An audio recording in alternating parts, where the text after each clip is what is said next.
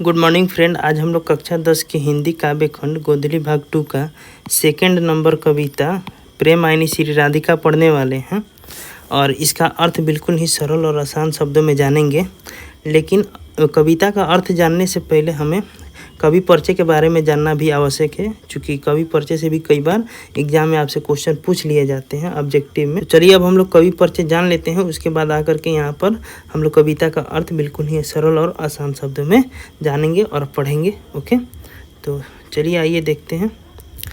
प्रेम आईनी श्री राधिका कविता के लेखक रसखान जी हैं और इनका जो कवि परिचय है इतना सारा दे रखा है, देख सकते हैं, जो कि सबका सब इम्पॉर्टेंट नहीं है और इतना सारा पढ़ने पे थोड़ा सा हमारा टाइम भी व्यर्थ होगा। इसलिए इसमें से जो भी इम्पॉर्टेंट है जानकारी है जो कि आपसे एग्जाम में पूछ सकता है, तो उस चीज़ को हम यहाँ पर निकाल करके अपना एक नोट्स बनाए हैं, जिसके अनुसार हम लोग कवि परिचय जान लेंगे और उसके बाद जल्दी से चल करके इधर आपका जो कविता है उसका अर्थ जानेंगे, भावार्थ जानेंगे, बिल्कुल ही सरल और आसान शब्दों में। प्रेम आईनी श्री राधिका के लेखक जो है रसखान जी हैं और इनके जन्म के बारे में बताया जाता है कि 1548 ईस्वी में दिल्ली के पठान राजवंश में हुआ था। दिल्ली पर मुगलों का आधिपत्य हुआ तो उसके बाद ये वृंदावन चले गए और वहाँ वृंदावन जा कर के कृष्ण भक्ति में लीन हो गए थे। ओके, आगे बता रहा है कि जब ये वृंदावन पहुँचे वहाँ पे इनको स्वामी विट्ठल नाथ जी मिले थे, जिन्होंने इनको दीक्षा देने का कार्य किया था। चूँकि ये नाम से पता चल रहा है कि ये एक मुसलमान थे, तो वापिस से हिंदू धर्म में आए होंगे या फिर ये हिंदू रीति रिवाज को जाना होगा इन्होंने, तो इसलिए इनको स्वामी विट्ठल नाथ जी दीक्षा देने का कार्य किए थे। आगे बता रहा है कि रसखान के सवैये बहुत ही आसान होते थे और इनके सवैये बहुत प्रसिद्ध थे।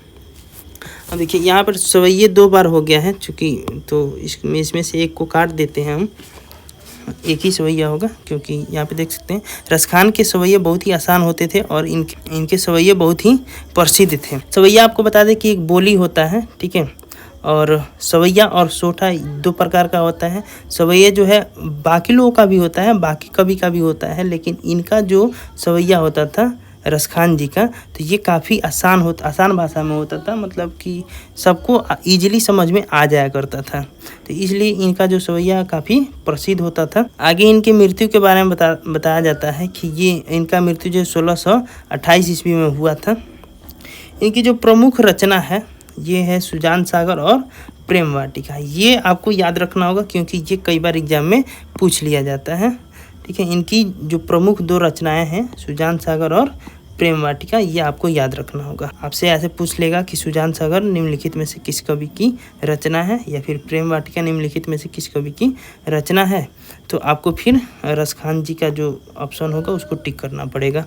ओके, साथ ही आपको बता दें कि इनका जो जन्म है 1548 और इनका जो मृत्यु है 1628 ईस्वी, ये कंफर्म नहीं है। इनके लेखों के आधार पर ये अनुमान लगाया जाता है कि इनका जो जन्म है 1548 के आसपास हुआ था और मृत्यु जो है 1628 के आसपास हुआ होगा। ओके, तो फ्रेंड्स इस प्रकार से आपका जो कवि परिचय है ये यहाँ पर समाप्त होता है।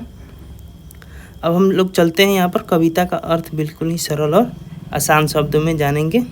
तो चलिए फिर स्टार्ट करते हैं। फ्रेंड देख सकते हैं यहाँ पे पहला पैराग्राफ का जो टाइटल है प्रेम आईनी श्री राधिका, इसका सिंपल सा अर्थ होता है श्री राधिका जी प्रेम रूपी खजाना है। ओके, अब आगे बढ़ते हैं। लाइन बाय लाइन सारी पंक्तियों का अर्थ बिल्कुल ही आसान और सरल शब्दों में जानेंगे, आपको कोई दिक्कत नहीं होगा। प्रेम आईनी श्री राधिका प्रेम बरन नंद नंद, इस पंक्ति का अर्थ होगा श्री राधिका जी प्रेम रूपी खजाना है और उसमें रंग भरने वाले नंद यानी श्री कृष्ण जी हैं। तो हम कह सकते हैं श्री राधिका जी प्रेम रूपी खजाना है और उसमें रंग भरने वाले श्री कृष्ण हैं। प्रेम वाटिका के 2 माली मालिन द्वंद, तो फ्रेंड इसका अर्थ होगा ये दोनों, यानी कि ये दोनों कहें तो राधा और कृष्ण, राधा जी और कृष्ण भगवान के बारे में बताया जा रहा है। ये दोनों राधा और कृष्ण प्रेम वाटिका यानी प्रेम रूपी जो बगीचा होता है उसके ये दोनों माली और मालिन के समान हैं। एक बार और देख लेते हैं। प्रेम आईनी श्री राधिका प्रेम बरन नंद, इसका अर्थ बताया आप लोगों को कि श्री राधिका जी प्रेम रूपी खजाना है और उसमें रंग भरने वाले नंद नंद यानी कि श्री कृष्ण हैं। प्रेम वाटिका के दो मालिन द्वंद यानी कि श्री राधिका जी और कृष्ण भगवान प्रेम रूपी जो बगीचा होता है उसके दोनों मालिन के समान है। मोहन छवि रसखानी लखी अब दृग अपने नाहिन। रसखान जी अपने बारे में बताते हैं कि जब से मुझे मोहन की छवि लगी है तब से मेरे नैन अब मेरे नहीं रहे। आँचे आवत धनुष से छूट सर से जाहि मेरे नैन ठीक उसी प्रकार से हमसे दूर हो गए हैं जैसे एक बार धनुष के तमंचे से तीर छूट जाने से दोबारा वापस नहीं आता है। ठीक उसी प्रकार से मेरे नैन मेरे से अलग हो गए हैं और कृष्ण को ही हमेशा हर जगह ढूंढते रहते हैं। मोह मन मानिक ले गयो चितचोर नंद नंद। इस पंक्ति में कवि रसखान जी कहते हैं कि मेरा मन जो कि मणिक के समान था। मोह मन मणिक ले गयो चितचोर नंद नंद। इसमें कहते हैं कि मेरा मन जो मणि के समान था उसे चितचोर नंद नंद चुरा करके चले गए हैं। चितचोर यानी कि सबके मन को चुराने वाले नंद नंद भगवान कृष्ण को कहा जा रहा है। कवि कहते हैं कि मेरा मन जो मणि के समान था उसे चितचोर नंद नंद चुरा ले गए हैं। अब बेमन में क्या करूं परी फेर के फंद। इस पंक्ति में कवि कहते हैं कि अब मैं क्या करूं, अब तो मेरा मन। इस पंक्ति में कवि कहते हैं कि अब मैं बिना मन के क्या करूं, अब तो मैं बहुत ही फेर के फंदे में फंस चुका हूं। क्यों कवि ऐसा इसलिए कहते हैं कि श्री कृष्ण नंद जो हैं ये रसखान जी के मन को चुरा ले गए हैं। अगला पंक्ति है प्रीतम नंद किशोर जादिन ते नैन लगियो मन पावन चितचोर पलक ओठ नाही करी सको।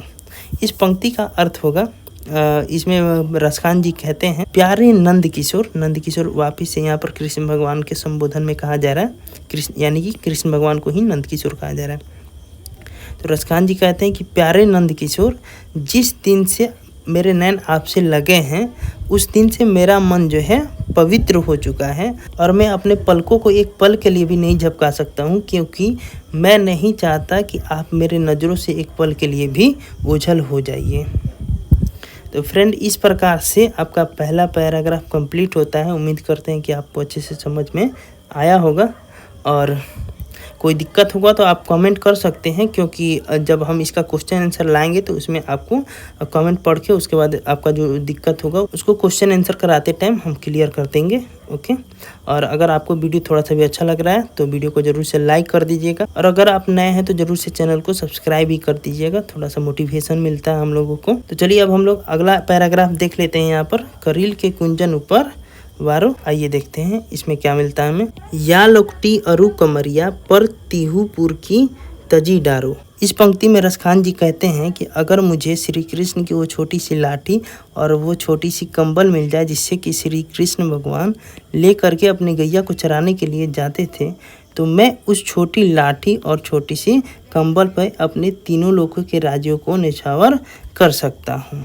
अगला पंक्ति है फ्रेंड्स की आठों सीधी नौ निधि को सुखनंद की गैया चराई बिसारो। इस पंक्ति में रसखान जी कहते हैं कि अगर मुझे नंद की यानी नंद भी फिर से श्री कृष्ण भगवान को कहा जा रहा है कि नंद की गैया चराने को मिल जाए तो मैं आठों सीधी और नौ निधि के सुख को न्यौछावर कर दूंगा। यानी कि मैं आठों सीधी और नौ निधि के जो सुख होता है, आठों सीधियाँ होती है और 9 निधियाँ होती हैं, तो आठों सीधी और 9 निधि के सुख को मैं नंद की गैया चरा करके प्राप्त कर सकता हूँ।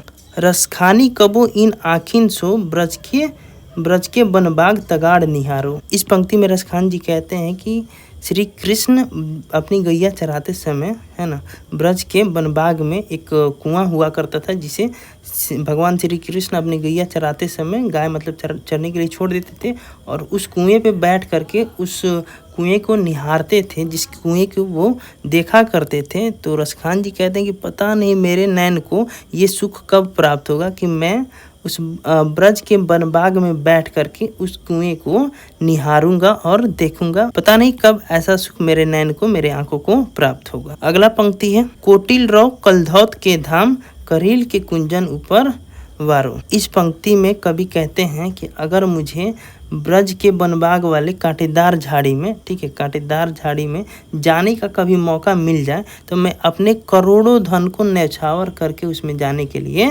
तैयार हूँ। ओके, एक बार और आपको बता देते हैं। कोटिल रौ कलधौत के धाम, करील के कुंजन ऊपर वारो। इस पंक्ति में रसखान जी कहते हैं कि श्री कृष्ण जिस बगीचे में अपनी गैया को चराने के लिए जाते थे, करील के उस कांटेदार झाड़ी में अगर मुझे जाने का कभी मौका मिले तो मैं अपने करोड़ों के धन को न्यौछावर करके वहाँ पे जाने के लिए तैयार हूँ। ओके, तो फ्रेंड्स इस प्रकार से आपका सेकंड पैराग्राफ भी कंप्लीट होता है। उम्मीद करते हैं कि आपको अच्छे से समझ में आया होगा। अगर कोई दिक्कत है तो आप ट्राई करिएगा एक बार और इस चीज़ को देख लेने का। तो अगर वीडियो अच्छा लगा होगा तो ज़रूर से लाइक कर दीजिएगा और नए हैं तो ज़रूर से चैनल को सब्सक्राइब कर दीजिएगा। Okay, thank you, bye bye.